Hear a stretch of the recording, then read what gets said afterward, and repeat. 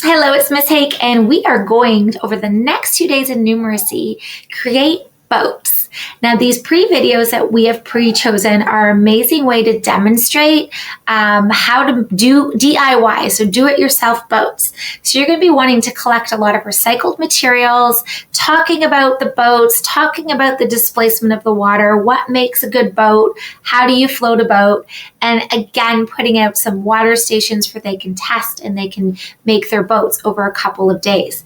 This is an amazing inquiry. This is something that will allow you to assess, their independent work, their creative thinking, their problem solving, the way they work with others.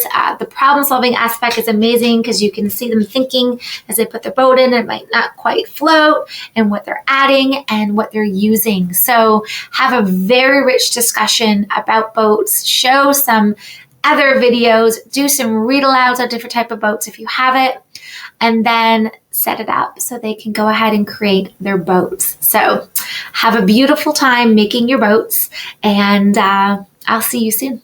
Bye.